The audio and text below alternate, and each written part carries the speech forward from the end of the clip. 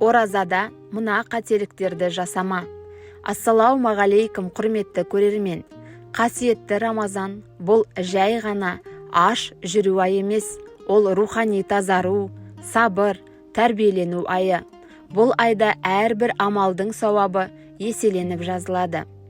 Алайда кейде біз білместікпен немесе салғырттықпен оразаның сауабын азайтатын көптеген қателіктер жасаймыз. Сондықтан бүгін оразада жиі жіберілетін қателіктер туралы кеңінен тоқталамыз. Арнаға тіркеліп, лайк басып, комментарий жазып, видеоның таралуына үлес қосыңыз. Бірінші, ниетті дұрыс жасамау. Оразаның ең басты шарты ниет. Кей адамдар оразаны әдет үшін немесе жай аш жүру сияқты қабылдайды. Бірақ ораза құлшылық. Сондықтан әрбір адам жүрегінде мен бұл оразаны тек Алла разылығы үшін ұстап жатырмын деген нақты ниет болуы керек. Ниетсіз құлшылықтың мәні болмайды. Екінші, сәресін ішпеу. Көп адамдар ұйқыны таңдап, сәресін ішпей қояды. Бұл үлкен қателік. Сәресі береке. Тіпті бір жұтым су болса да, сәресі ішу керек. Өйткені сәресі адамға күш береді әрі сауапты амал. Үшінші, оразаны тек аш жүру деп ойлау. Кейбіреулер оразаны тек тамақ пен судан тыйылу деп түсінеді. Ал шын мәнінде ораза бүкіл дененің оразасы. Тіл өсек айтпау керек. Көз харам нәрсеге қарамау керек. Құлақ жаман сөз тыңдамау керек. Егер адам өсек айтып ұрысса, оның оразасының сауабы азаяды. Төртінші, ашуланшақ болу. Рамазанда кей адамдар керісінше ашуланып, жүйкесі жұқарып кетеді. Бірақ оразаның мақсаты сабыр үйрету. Егер біреу ренжітсе, мен оразамын деп сабыр сақтау ең дұрыс амал. Бесінші, намазды тастау. Кейбір адамдар мен ораза ұстап жүрмін ғой деп намазды елемейді. Бұл өте үлкен қателік. Намаз исламның тірегі. Ораза намазбен бірге болғанда ғана толық болады. Алтыншы, ауыз ашарда ысырап жасау. Көп адамдар ауыз ашарды той сияқты өткізеді. Дастарханға шамадан тыс тамақ қойылады. Бірақ Рамазан қарапайымдылық айы. Ысырап сауапты азайтады. Жетінші, уақытты бос өткізу. Кейбіреулер Рамазанды ұйқымен, телефонмен, сериал көрумен өткізеді. Бұл үлкен өкініш.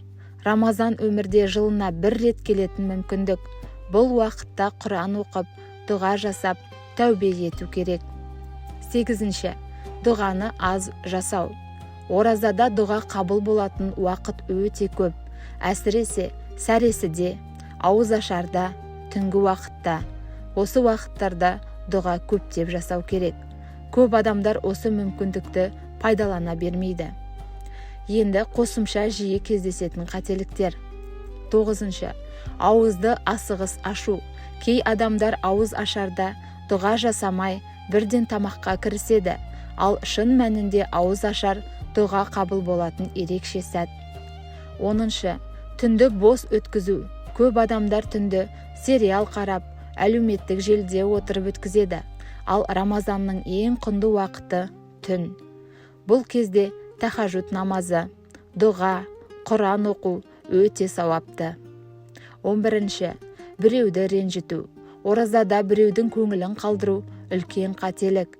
Өйткені адамға жасаған зұлымдық оразаның сауабын жояды. 12-ші, көп ұйықтау. Кей адамдар Рамазанда күннің жартысын ұйқымен өткізеді. Бұл уақытты жоғалту. Рамазан әрекетпен құлшылық айы. 13-ші, саудагерлік пен дүниеге қатты беріліп кету. Кей адамдар Рамазанда тек табыс, сауда, ақша жайлы ойлайды. Ал бұл ай руханият айы. Жүректі Аллаға жақындату керек. 14-ші, тәубені кейінге қалдыру. Көп адамдар кейін түзелемін деп ойлайды. Бірақ Рамазан тәубе үшін ең қолайлы уақыт. Қорытынды. Құрметті көрермен, Рамазан тек аш жүру емес, ол жүректі тәрбиелеу, мінезді түзету, Аллаға жақындау айы. Осы айда сабыр сақтайық, бос сөзден сақтанайық, дұғаны көбейтейік, уақытты пайдалы өткізейік. Сонда ғана біздің оразамыз толық әрі қабыл болады. Аллах тағала баршамыздың оразамызды қабыл етсін. Рамазанымыз берекелі өтсін. Бүгінгі ақпарат пайдалы болса, арнаға тіркеліп, лайк басып, комментарий жазып, осы видеоның таралуына үлес қосыңыз.